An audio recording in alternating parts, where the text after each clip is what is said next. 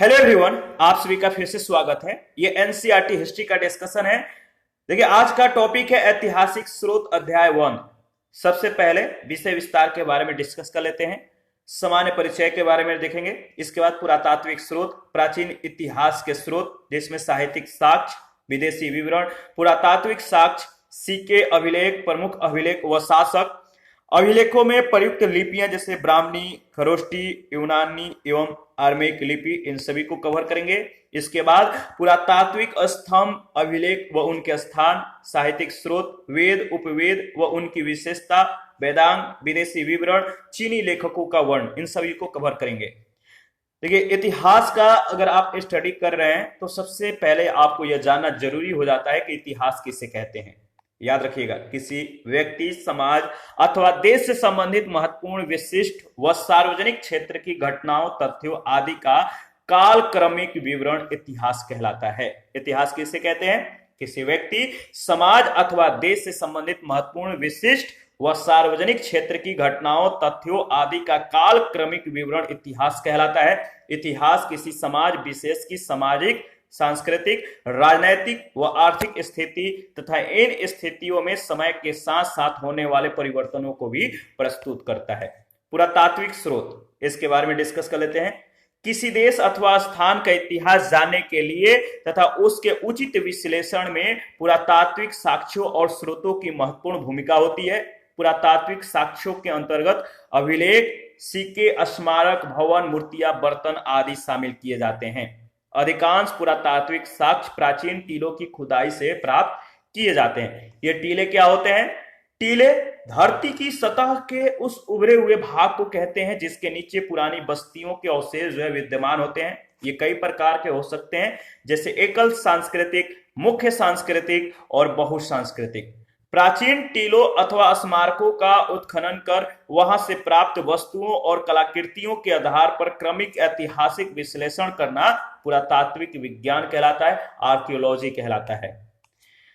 पश्चिमोत्तर भारत में हुए उत्खननों से ऐसे नगरों का पता चलता है जिनकी स्थापना लगभग 2500 ईसा पूर्व हुई थी। उत्खननों से हमें गंगा के घाटी में विकसित भौतिक संस्कृति के याद रखिएगा, भौतिक संस्कृति के विषय में भी जानकारी मिलती है कि उस समय के जो लोग हैं किस प्रकार के वस्तियों में रहते थे, किस प्रकार के समाज में रहते थे, उनकी सामाजिक संरचना कैसी थी, वे किस प्रकार के मृद भांड का उपयोग करते थे, किस प्रकार के वे घरों में रहते थे, भोजन में वे किन अनाजों का उपभोग करते थे और किस प्रकार के औजारों तथा हथियारों का वे प्रयोग करते थे। दक्षिण भारत के कुछ लोग मृत व्यक्ति के शव के साथ औजार, हथियार, मिट्टी के बर्तन आदि वस्तुएं कब्र में दफनाते थे। ऐसा क्यों करते थे? उनकी धारणा थी कि जब व्यक्ति जो है मरने के बाद किसी दूसरे लोक में जाता है तो इन वस्तुओं की उन्हें आवश्यकता हो सकती है, या उनकी वस्तु थी तो उन्हें वे समर्पित कर देते थे। तथा इसके ऊपर एक घेरे में जो है, इन कब्र के ऊपर एक घेरे में बड़े बड़े पत्थर जो है खड़े कर दिए जाते थे। ऐसे स्मारकों को महापाषाण यानी मेगालिथ कहते हैं। किसी प्राचीन वस्तु में विद्यमान C14 में आई कमी को मापकर उसके समय का निर्धारण किया जा सकता है। रेडियो कार्बन डेटिंग जो है एक ऐसी विधि है जिसके द्वारा यह पता लगाया जाता है कि कोई वस्तु किस काल से संबंधित है। रेडियो कार्बन या कार्बन 14 कार्बन का रेडियोधर्मी यानी रेडियो एक्टिव समस्थानिक है, आइसोटोप है, जो सभी सजीव वस्तुओं में विद्यमान होता है। यहां से प्रश्न कई बार पूछे गए हैं। रेडियो कार्बन डेटिंग विधि से पता चलता है कि राजस्थान और कश्मीर में कृषि का जो प्रचलन है लगभग 7000 से 6000 ईसा पूर्व में भी था। पौधों के अवशेषों का परीक्षण कर विशेषतः परागों के विश्लेषण के द्वारा जलवायु और वनस्पति का इतिहास जाना जाता है। पशुओं की हड्डियों का परीक्षण कर उनकी आयु की पहचान की जाती है तथा उनके पालतू होने, ठीक है, उनके पालतू होने और अनेक प्रकार के कार्य में लाए जाने का भी पता लगाया जाता है। इसके बाद प्राचीन इतिहास के जो स्रोत हैं इसके बारे में डिस्कस करेंगे। तो देखिए, प्राचीन इतिहास के जो स्रोत हैं, साहित्यिक साक्ष्य है, विदेशी यात्रा विवरण है, इसके बाद है पुरातात्विक साक्ष्य। ठीक है, साहित्यिक साक्ष्य को दो वर्गों में डिवाइड किया गया है, धार्मिक साहित्य और लौकिक साहित्य। लौकिक साहित्य में ऐतिहासिक ग्रंथ, जीवनी ग्रंथ और गल्प साहित्य ग्रंथ शामिल होता है। और धार्मिक साहित्य में इन्हें दो वर्गों में डिवाइड कर दिया गया, ब्राह्मण साहित्य और ब्राह्मणेतर साहित्य। ब्राह्मणेतर साहित्य में बौद्ध ग्रंथ और जैन ग्रंथ शामिल आता है। और ब्राह्मण साहित्य में वेद, उपनिषद, आरण्यक, पुराण, स्मृति, रामायण और महाभारत, याद रखिएगा। इसके बाद अगर बात करें तो देखिए विदेशी यात्रा विवरण। विदेशी यात्रा विवरण में यूनानी रोमन लेखक, चीनी लेखक और अरबी लेखक शामिल होते हैं। यूनानी रोमन लेखक के बारे में अगर देखें तो टेसियस ईरान का, हेरोडोटस इतिहास का पिता, सिकंदर के साथ आने वाले विद्वान निरयाकस, आनेसिक्रेटस और अरिस्टोबुलस थे। मेगास्थनीज इंडिका के लेखक हैं। ये चंद्रगुप्त मौर्य के समय में आए हुए थे। डाइमेकस बिंदुसार के समय में, डायनोसियस ये अशोक के समय में। इसके बाद टॉलमी ये जियोग्राफी के लेखक थे और प्लिनी जो है ये नेचुरल हिस्टोरिका के लेखक थे, याद रखिएगा। इसके बाद अगर बात करें तो चीनी लेखक, इसके अंतर्गत फायान, सुंगयून, वेनस्यांग और एसिंग। इसके बाद है अरबी लेखक। अरबी लेखक में सुलेमान, ठीक है, अल मसूदी, अल बरूनी, तहकीक ए हिंद के ये लेखक थे अल बरूनी, और इब्न बतूता मोहम्मद बिन तुगलक के काल में ये आए हुए थे। इनका संबंध किससे है, याद रखिएगा। देखिए इसके बाद सिक्के के बारे में देखेंगे। सिक्कों के अध्ययन को मुद्रा शास्त्र कहते हैं, ठीक है। यहां से प्रश्न कई बार पूछे गए और हिंदी में नहीं पूछा जाता है, पूछा जाता है कि सिक्के के अध्ययन को क्या कहते हैं, या न्यूमिस्मेटिकस किसे कहते हैं, या किसके अध्ययन को कहते हैं। तो सिक्कों के अध्ययन को मुद्राओं की बनावट और उनमें प्रयुक्त धातुओं की मात्रा के आधार पर ऐतिहासिक घटनाओं पर प्रकाश पड़ता है। प्राचीन काल में अधिकांश मुहरें धातुओं की बनाई जाती थी। जिन सिक्कों और मुद्राओं पर कोई लेख नहीं होता था, केवल आकृतियां विद्यमान होती थी, उन्हें पंचमार्क या आहत सिक्के कहा जाता था। भारत में पुरातात्विक खुदाई से बड़ी संख्या में तांबे, चांदी, सोने और शीशे के सिक्के के जो है सांचे मिले हैं। इनमें से अधिकांश सांचे जो है कुषाण काल के अर्थात ईसा के आरंभिक 3 शताब्दियों से संबंधित हैं। भारत में मिले आरंभिक सिक्कों पर प्रतीक चिन्ह मिलते हैं, याद रखिएगा, परंतु बाद के सिक्कों पर राजाओं और देवताओं के नाम तथा तिथियां अंकित मिलती है। सिक्कों पर लेख तथा तिथियां उत्कीर्ण करने की जो परंपरा है सर्वप्रथम यूनानी शासकों ने प्रारंभ की। यूनानी शासकों ने लेख और डेट को उत्कीर्ण करने की जो परंपरा है इन्होंने शुरू किया था। सिक्कों का प्रयोग दान, दक्षिणा, खरीद बिक्री और वेतन मजदूरी आदि के भुगतान में होता था। इसीलिए सिक्कों का आर्थिक इतिहास के अध्ययन में भी महत्वपूर्ण योगदान है। भारत में सर्वाधिक सिक्के मौर्योत्तर काल के मिलते हैं, जो विशेषतः शीशे, प्रोटीन, तांबे, कांसे, चांदी और सोने से निर्मित हैं। गुप्त शासकों ने सबसे अधिक सोने के सिक्के जारी किए। गुप्त शासकों ने सबसे ज्यादा किस धातु के सिक्के जारी किए? सोने के सिक्के। जबकि सर्वाधिक शुद्ध सोने के सिक्के कुषाण शासकों ने प्रचलित किए। सातवाहन शासकों ने सबसे अधिक सिक्के के सिक्के जो है जारी किए, याद रखिएगा, बहुत ज्यादा इंपॉर्टेंट है। इसके बाद है अभिलेख। अभिलेख के बारे में देख लेते हैं। अभिलेख जो है सिक्कों से अत्यधिक महत्वपूर्ण है। इसके अध्ययन को पूरा लेख शास्त्र एपिग्राफी कहते हैं। क्या कहते हैं? एपिग्राफी। भारत के संदर्भ में सर्वाधिक प्राचीन अभिलेख मध्य एशिया के बोगाजकोई से प्राप्त हुए हैं। कहां से? बोगाजकोई से। इस अभिलेख में इंद्र, वरुण, मित्र एवं नासत्य नामक वैदिक देवताओं के नाम मिलते हैं। अभिलेख और दूसरे पुराने दस्तावेजों की प्राचीन तिथि के अध्ययन को पूरा लिपि शास्त्र पेलियोग्राफी कहते हैं। अभिलेख मोहरों, प्रशस्तर स्तंभों, स्तूपों, चट्टानों और ताम्र पत्रों पर मिलते हैं। और याद रखिएगा, इसके अतिरिक्त मंदिरों की दीवारों, ईंटों और मूर्तियों पर भी मिलते हैं। आरंभिक अभिलेख प्राकृतिक भाषा में है तथा ये ईसा पूर्व 3री सदी के हैं। अभिलेखों में संस्कृत भाषा ईसा की 2री सदी से मिलने लगी और 4ठी-5वीं सदी में इसका सर्वत्र व्यापक प्रयोग होने लगा। मौर्य सम्राट अशोक के अनेक अभिलेख देश के विभिन्न भागों से मिले हैं, जिनसे उसके साम्राज्य की सीमा, धर्म और शासन नीति पर प्रकाश पड़ता है। उदयगिरि से प्राप्त हाथी गुफा अभिलेख से कलिंग नरेश खारवेल की उपलब्धियों के संदर्भ में जानकारी प्राप्त होती है। याद रखिएगा, शक क्षत्रप रुद्रदामन के जूनागढ़ अभिलेख से शक शासक रुद्रदामन अशोक वह चंद्रगुप्त मौर्य के संदर्भ में जानकारी प्राप्त होती है। वशिष्ठी पुत्र पुल्लुमावी के नासिक गुहा अभिलेख के माध्यम से उनकी धार्मिक सहिष्णुता और उनकी संस्कृति के संदर्भ में जानकारी प्राप्त होती है। समुद्रगुप्त के प्रयाग स्तंभ अभिलेख से समुद्रगुप्त के विजय, ठीक है, विजय याद रखिएगा, वह विजित राजाओं के साथ उनकी नीतियों के संदर्भ में जानकारी प्राप्त होती है। मौर्य, मौर्योत्तर और गुप्त काल के अधिकांश अभिलेख जो है कार्पस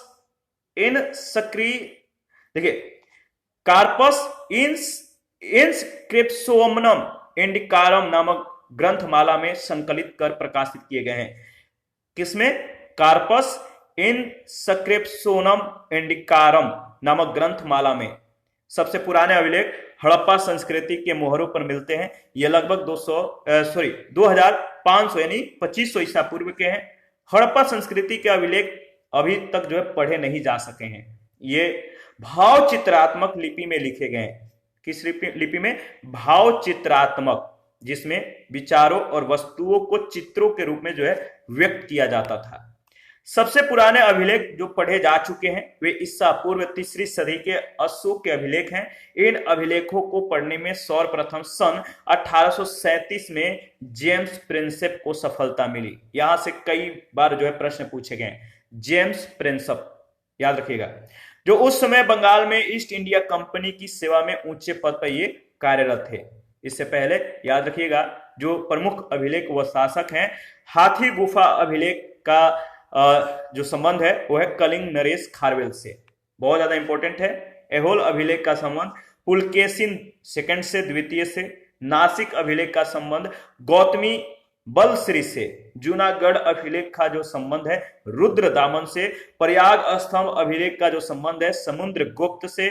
मंदसौर अभिलेख का जो संबंध है मालवा नरेश यशोवर्मन से। ग्वालियर अभिलेख का जो संबंध है प्रतिहार नरेश भोज से। देवपाड़ा अभिलेख का जो संबंध है बंगाल शासक विजय सेन से। और भित्री व जूनागढ़ अभिलेख का जो संबंध है वह है स्कंद गुप्त से। भारत का सर्वप्रथम उल्लेख हाथी गुफा अभिलेख में मिलता है। भारत का सर्वप्रथम उल्लेख कहां पर मिलता है? हाथी गुफा अभिलेख में। इस बात को याद रखना है, इंपॉर्टेंट है। देखिए इसके बाद है पुरातात्विक स्तंभ अभिलेख और उनके स्थान, तो इसके बारे में डिस्कस करेंगे। मेहरौली स्तंभ अभिलेख, जो मेहरौली स्तंभ लेख है ये दिल्ली, ठीक है, मेहरौली में है। दिल्ली कुतुब मीनार परिसर के संदर्भ में इसका जो है स्थान आता है और इसके नजदीक पड़ता है। और इससे संबंधित व्यक्ति हैं चंद्रगुप्त सेकंड। समय क्या है? तो गुप्तकालीन।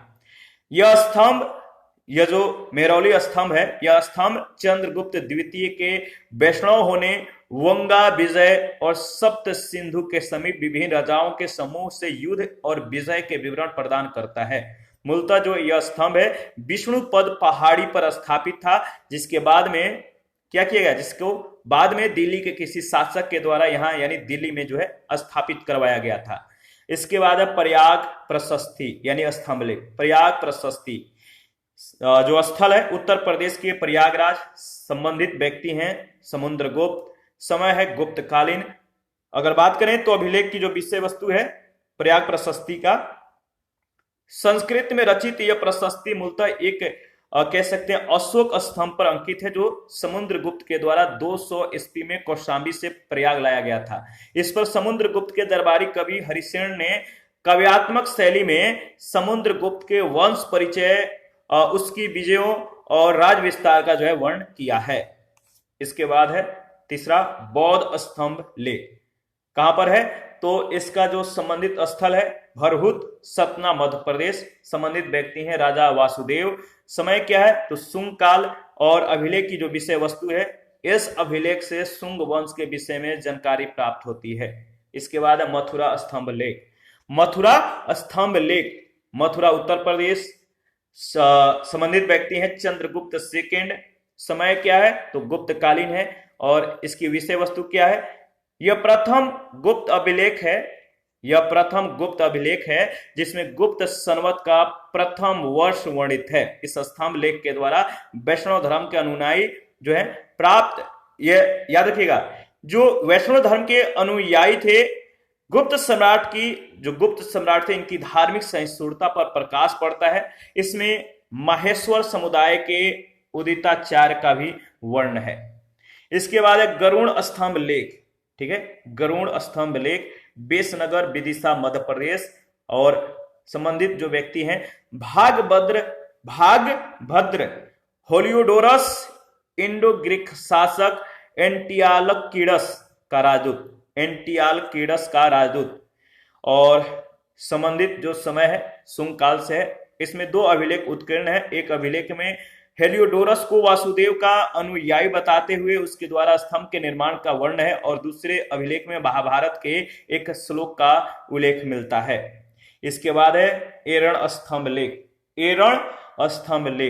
एरण जो है सागर मध्य प्रदेश में, समुद्रगुप्त से संबंधित है, गुप्तकालीन इसका समय है। यह स्तंभ लेख समुद्रगुप्त के व्यक्तिगत मामलों की जानकारी देता है। यह जो है वेदावरी शैली में है और इस पर अंक उत्कीर्ण किए गए हैं। इसके बाद है इसके बाद क्या है, इसके बाद है एरण स्तंभ लेख, एरण मध्य प्रदेश। इसका संबंध याद रखिएगा बुधगुप्त से है और समय क्या है, गुप्तकालीन। यह स्तंभ लेख भगवान विष्णु का सर्वप्रथम अभिलेखीय प्रमाण है।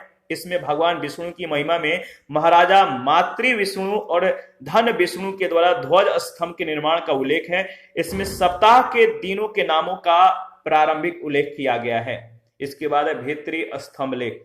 भित्री स्तंभ लेख गाजीपुर उत्तर प्रदेश भित्री जगह पे जो है ये मतलब कि प्राप्त होता है। और संबंधित व्यक्ति हैं स्कंद गुप्त, और समय क्या है तो गुप्तकालीन। भित्री स्तंभ लेख के विषय वस्तु क्या है, तो इस लेख में स्कंद गुप्त के वंश परिचय, हूणों के आक्रमण तथा स्कंद गुप्त के द्वारा उनके दमन का उल्लेख है। इसके बाद है बिहार स्तंभ लेख। बिहार शरीफ पटना बिहार।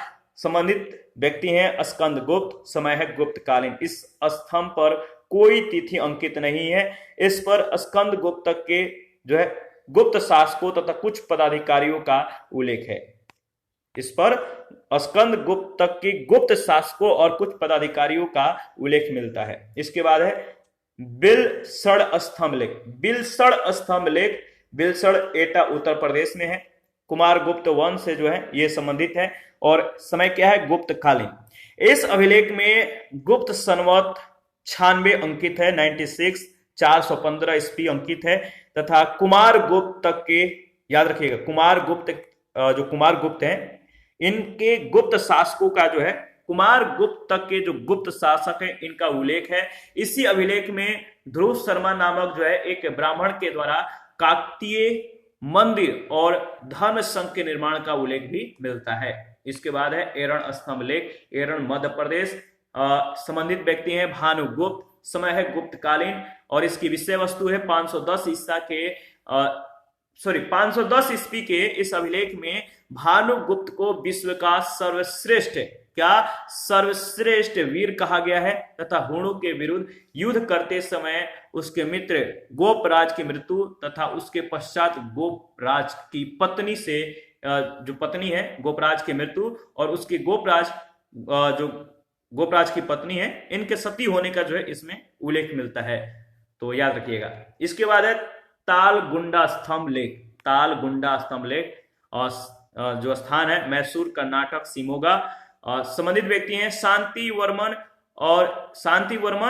और याद रखिएगा मयूर शर्मन, शांति वर्मन और मयूर शर्मन और समय है गुप्तकालीन। यह स्तंभ लेख दक्षिण में कदम्बों के इतिहास के अध्ययन का महत्वपूर्ण स्रोत है। इसमें कदम्ब शासक मयूर शर्मन के पल्लवों से संघर्ष का उल्लेख है। इसके बाद है अभिलेखों में प्रयुक्त लिपियां, इसके बारे में डिस्कस कर लेते हैं, याद रखिएगा। देखिए अगर बात किया जाए तो पहला है ब्राह्मणी लिपि। अशोक के अधिकतर शिलालेख ब्राह्मणी लिपि में है। यह लिपि जो है बाएं से दाएं लिखी जाती थी। दूसरा है खरोष्ठी लिपि। अशोक के कुछ शिलालेख खरोष्ठी लिपि में है जो दाएं से बाएं लिखी जाती थी। याद रखिएगा बाएं से दाएं और दाएं से बाएं किस लिपि को लिखा जाता था। यूनानी एवं आर्मेइक लिपि पाकिस्तान और अफगानिस्तान में अशोक के शिलालेखों में इन लिपियों का जो है प्रयोग किया गया है। इसके बाद है प्राचीन, देखिए प्राचीन जो साहित्यिक स्रोत हैं इनके बारे में डिस्कस करेंगे। तो प्राचीन भारतीयों को लिपि का ज्ञान 2500 ईसा पूर्व में भी था, परंतु हमारी प्राचीनतम उपलब्ध पांडुलिपियां ईसा की 4वीं सदी के पहले की नहीं है तथा ये मध्य एशिया से प्राप्त हुई है। भारत में पांडुलिपियां भोजपत्रों और ताड़पत्रों पर लिखी मिलती है, परंतु मध्य एशिया में जहां भारत से प्राकृतिक भाषा फैल गई थी, ये पांडुलिपियां मेघचर्म, ठीक है, मेघचर्म और काश फलकों पर लिखी गई है। वेद, उपवेद और उनकी विशेषताएं, इसके बारे में डिस्कस कर लेते हैं। देखिए 4 वेद हैं, ऋग्वेद, यजुर्वेद, सामवेद और अथर्ववेद। ऋग्वेद का जो उपवेद है आयुर्वेद कहलाता है। विवरण अगर देखें तो चिकित्सा शास्त्र से यह संबंधित है। यजुर्वेद का जो उपवेद है धनुर्वेद है और युद्ध कला से यह संबंधित है। सामवेद का जो उपवेद है सामवेद का गंधर्व वेद है, कला एवं संगीत से यह संबंधित है। और अथर्ववेद का जो उपवेद है शिल्प वेद है, भवन निर्माण कला से यह संबंधित है। याद रखिएगा, बहुत ज्यादा इंपॉर्टेंट है। संपूर्ण भारत में संस्कृत की पुरानी पांडुलिपियां मिली हैं, परंतु इनमें से अधिकांश दक्षिण भारत, कश्मीर और नेपाल से प्राप्त हुई है। हिंदुओं के धार्मिक साहित्य में वेद, रामायण, महाभारत, पुराण आदि मिलती है या सम्मिलित होते हैं। ऋग्वेद को 1500 से 1000 ईसा पूर्व के लगभग जो है इनका जो पीरियड है ऋग्वेद को 1500 से 1000 ईसा पूर्व के लगभग का मान सकते हैं। लेकिन अथर्ववेद, यजुर्वेद, ब्राह्मण ग्रंथ और आरण्यक को और उपनिषदों को 1000 से 500 ईसा पूर्व के लगभग माना जाता है। ऋग्वेद में मुख्यतः देवताओं की स्तुतियां हैं, परंतु बाद के साहित्य में स्तुतियों के साथ साथ कर्मकांड, जादू टोना, पौराणिक आख्यान है। उपनिषदों में हमें दार्शनिक चिंतन का जो है ज्ञान मिलता है। वैदिक जो मूल ग्रंथ हैं इनका अर्थ समझ में आए इसलिए वेदांगों और वेद के अंगभूत शास्त्रों की रचना की गई थी। जो वैदिक मूल ग्रंथ है इनका अर्थ समझने के लिए क्या किया गया था? वेदांग यानी वेद के अंगभूत शास्त्रों की रचना की गई थी। वेदांग याद रखिएगा, वेदों का अर्थ समझने और सूक्तों की सही उच्चारण के लिए वेदांग की जो है रचना की गई है। याद रखिएगा 6 वेदांग है, कौन कौन से? शिक्षा, ठीक है, कल्प, व्याकरण, निरुक्त, छंद और ज्योतिष। शिक्षा यानी वैदिक शब्दों के शुद्ध उच्चारण के लिए इसका निर्माण हुआ। कल्प यानी वैदिक कर्मकांडों को संपन्न कराने के लिए विधि और नियम का। व्याकरण, इसमें नामों और धातुओं की रचना, उपसर्ग प्रत्यय के प्रयोग के लिए नियम। निरुक्त, शब्दों की व्युत्पत्ति के लिए नियम। यह भाषा शास्त्र का प्रथम ग्रंथ माना जाता है। यास्क ने निरुक्त की रचना की। इसके बाद छंद, वैदिक साहित्य में गायत्री, त्रिष्टुप, जगति, वृहति का प्रयोग किया जाता है। इसके बाद है ज्योतिष, इसमें ज्योतिष शास्त्र के विकास को दिखाया गया है। इसके प्रसिद्ध आचार्य लगध मुनि थे। कौन थे? लगध मुनि। इसके बाद आगे बढ़ते हैं, नेक्स्ट याद रखिएगा। देखिए सूत्र लेखन का सबसे विख्यात उदाहरण पाणिनि का व्याकरण ग्रंथ है अष्टाध्यायी, जो 400 ईसा पूर्व के आसपास लिखा गया था। तो पाणिनि का जो व्याकरण ग्रंथ अष्टाध्यायी है कब लिखा गया? 400 ईसा पूर्व के आसपास। पाणिनि ने अपने समय के समाज, अर्थशास्त्र और संस्कृति पर जो है गहन प्रकाश डाला है। महाभारत जिसे व्यास की कृति माना जाता है, संभवतः 10वीं सदी ईसा पूर्व से 4वीं सदी की स्थिति का जो है आभास होता है।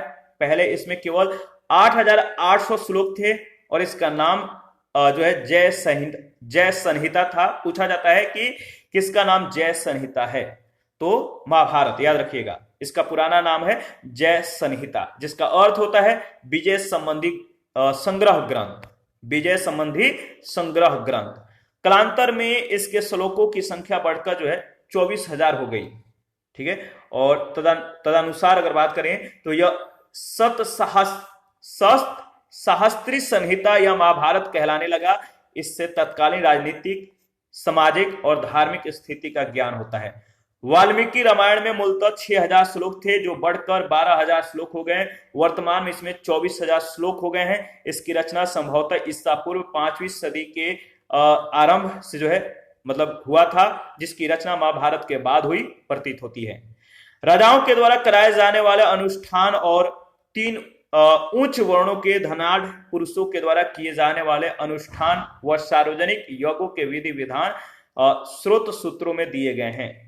जात कर्म यानी जन्मानुष्ठान, नामकरण, उपनयन, विवाह, श्राद्ध और घरेलू या पारिवारिक अनुष्ठानों का विधि विधान गृह सूत्रों में पाया जाता है। गौत सूत्र और गृह सूत्र दोनों जो है 600 से 300 ईसा पूर्व के आसपास के हैं। याद रखिएगा, सुल्व सूत्र में यज्ञ वेदी के निर्माण के लिए विविध प्रकार के मापों का विधान है। ज्यामिति और गणित का अध्ययन वहीं से जो है आरंभ होता है। प्राचीन बौद्ध ग्रंथ पाली भाषा में लिखे गए थे। यह भाषा मगध और दक्षिण बिहार में बोली जाती थी। इन ग्रंथों में हमें जो है केवल बुद्ध के जीवन के विषय में ही नहीं बल्कि उनके समय के मगध, उत्तरी बिहार और पूर्वी उत्तर प्रदेश के अनेक शासकों के विषय में भी जानकारी मिलती है। याद रखिएगा, ऐसा विश्वास था कि गौतम के रूप में जन्म लेने से पहले बुद्ध 550 से भी अधिक पूर्व जन्मों से यानी पशु के रूप में भी गुजरे थे, जिनका वर्ण जातक कथाओं में है। जातक कथाएं बौद्ध ग्रंथ के सुत्त पिटक के सुदृढ़ कनिकाय का जो है 10वां भाग है। याद रखिए, ये महात्मा बुद्ध के पूर्व जन्म संबंधी कथाएं हैं। ये कथाएं बुद्ध की बोधिसत्व, ठीक है, यानी बुद्ध के द्वारा प्राप्त करने के लिए उद्यमशील अवस्था को दर्शाती है। जैन ग्रंथों की रचना प्राकृतिक भाषा में हुई थी। ईसा की 6ठी सदी में गुजरात के वल्लभी नगर में इन्हें अंतिम रूप से जो है संकलित किया गया था। धर्मसूत्र, स्मृतियां, टीकाएं, इन तीनों को मिलाकर धर्मशास्त्र कहा जाता है। धर्म सूत्रों का संकलन 500 से 200 ईसा पूर्व में हुआ था। आगे बढ़ते हैं। कौटिल्य का अर्थशास्त्र अत्यंत महत्वपूर्ण जो है विधि ग्रंथ है। कौटिल्य के द्वारा कौन सा ग्रंथ लिखा गया? तो अर्थशास्त्र। याद रखिएगा, बहुत ज्यादा इंपॉर्टेंट है।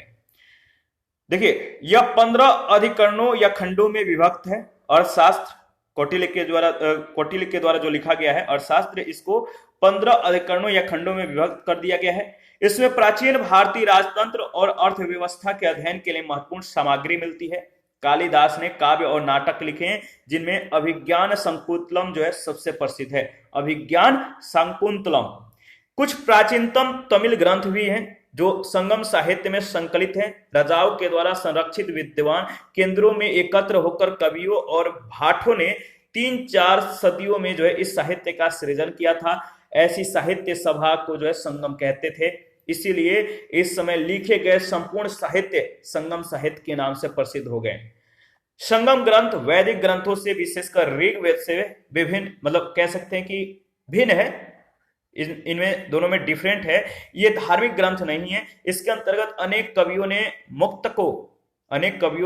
मुक्तकों व प्रबंध काव्यों की रचना की है, जिनमें बहुत से नायकों यानी वीर पुरुषों और नायिकाओं का गुणगान है। याद रखिएगा, आगे बढ़ते हैं।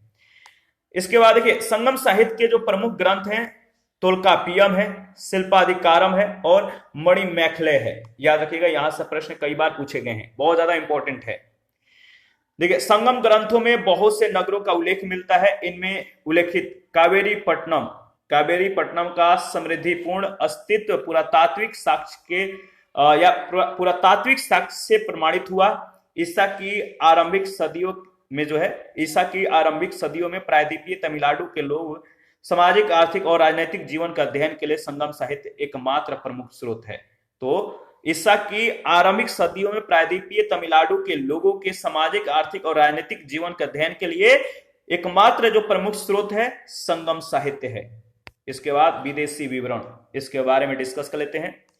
यूनानी लेखकों ने 326 ईसा पूर्व में भारत पर आक्रमण करने वाले सिकंदर के समकालीन के रूप में जो है सेंड्रोकोटस के नाम का उल्लेख किया है। यूनानी लेखकों ने 326 ईसा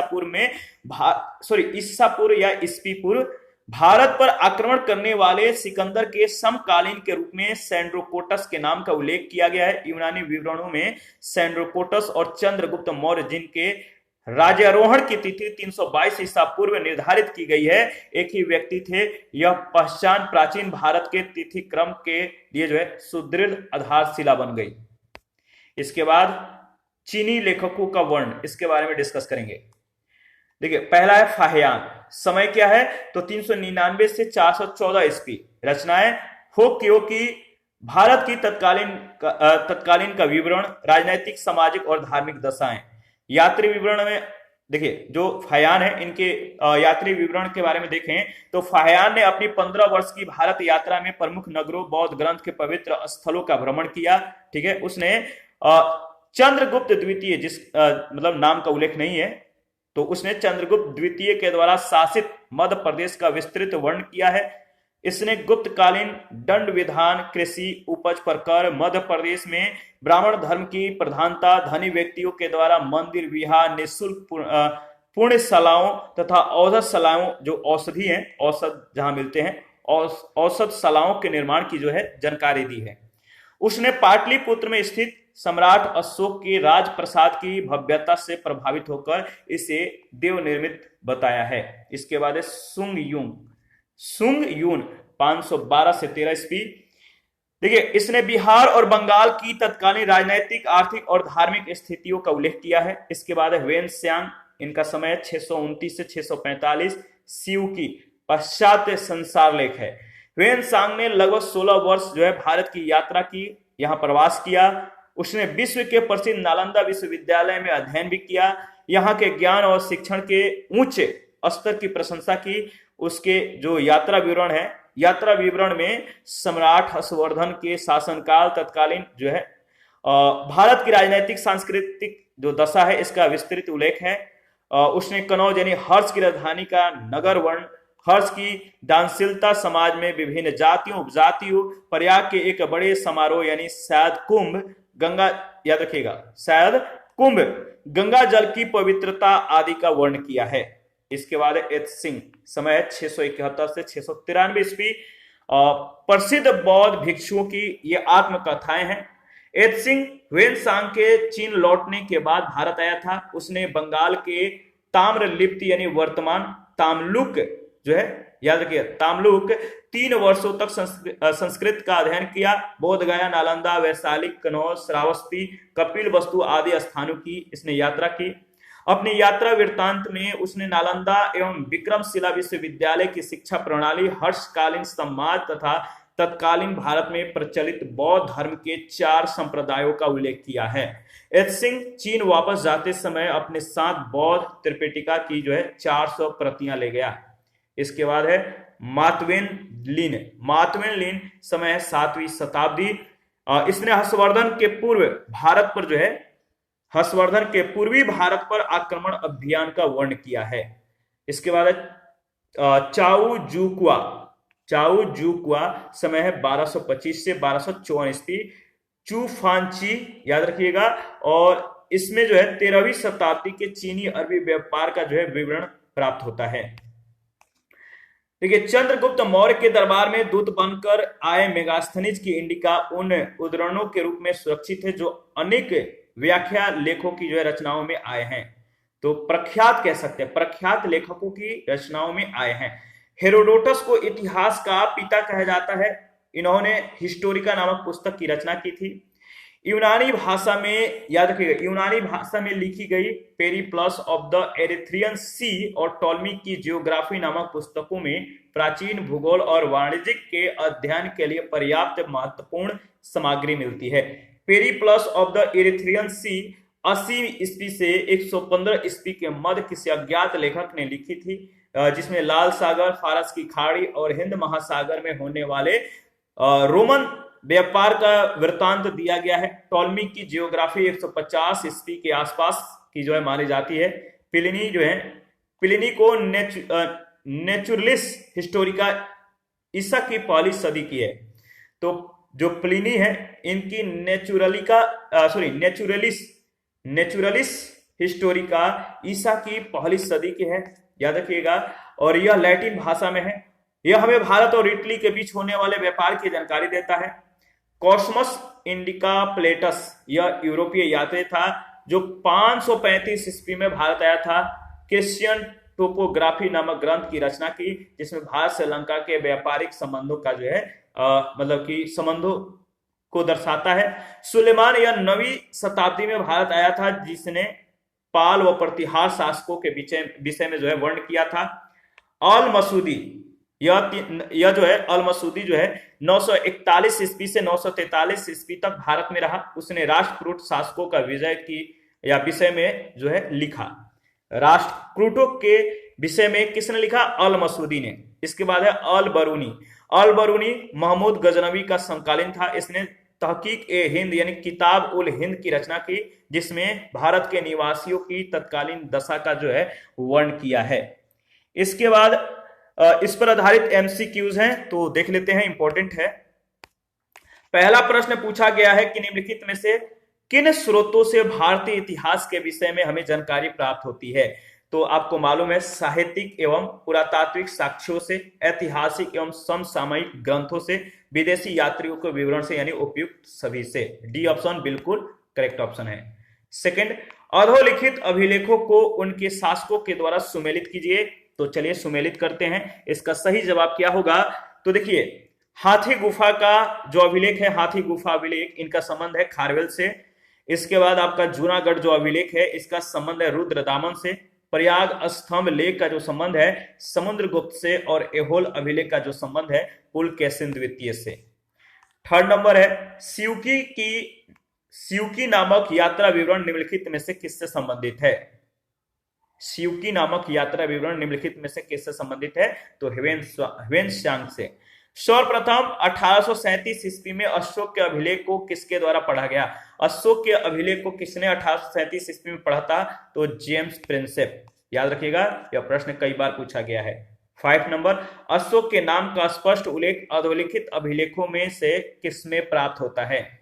अशोक के नाम का स्पष्ट जो कह सकते हैं कि उल्लेख जो है अधोलिखित अभिलेखों में से किसमें जो है प्राप्त होता है? तो मास्की, गुर्जरा और नेतुर, यानी उपयुक्त सभी। प्राचीन ऐतिहासिक ग्रंथों को सुमेलित कीजिए। तो प्राचीन जो ऐतिहासिक ग्रंथ है, इनको सुमेलित करना। चलिए सुमेलित करते हैं। इसका सही जवाब हो जाएगा महाभाष्य। महाभाष्य का जो संबंध है किससे है? तो याद रखिएगा, पतंजलि। इसके बाद मालविका अग्निमित्र। मालविका अग्निमित्र का जो संबंध है आपको मालूम है, बहुत ज्यादा इंपॉर्टेंट है, कालिदास। मृच्छकटिकम, मृच्छकटिकम का जो संबंध है वह है शूद्रक से। और नीति शास्त्र का जो संबंध है वह है आपका कामनंदक से, कामनंदक। इसके बाद आगे बढ़ते हैं। भारत में सबसे प्राचीन अभिलेख किस शासक के प्राप्त हुए हैं? भारत में सबसे प्राचीन अभिलेख बताइए किस शासक के प्राप्त हुए हैं? तो अशोक के। प्रश्न संख्या 8, निम्नलिखित में से किस पुस्तक के माध्यम से प्राचीन समय में लाल सागर, फारस के खाड़ी और हिंद महासागर में होने वाले रोमन व्यापार का वृत्तांत प्रस्तुत किया गया है? तो पेरिप्लस ऑफ द एरिथ्रियन सी में। याद रखिएगा, डी ऑप्शन बिल्कुल करेक्ट आंसर है। इसके साथ ही यह सेशन पूरी तरह से जो है आज का समाप्त होता है। नेक्स्ट सेशन में प्रशस्तर युग आदि मानव के बारे में डिस्कस करेंगे। तो आप अपना प्रतिक्रिया देते रहिए, आपके प्रतिक्रियाओं का हमें बेसब्री से इंतजार रहता है। जिन लोगों ने Telegram channel, Telegram quiz group, Facebook page, Instagram को ज्वाइन नहीं किया है, वीडियो के डिस्क्रिप्शन बॉक्स में उसका लिंक है, आप ज्वाइन कर सकते हैं। अगर पीडीएफ चाहिए तो कमेंट कर सकते हैं, या Telegram channel, Telegram quiz group को ज्वाइन कीजिए, वहां पे इसके रिगार्डिंग में इन्फॉर्मेशन को अपडेट कर दिया गया है। थैंक यू, मिलते हैं नेक्स्ट सेशन में। अभी के लिए इजाजत दीजिए।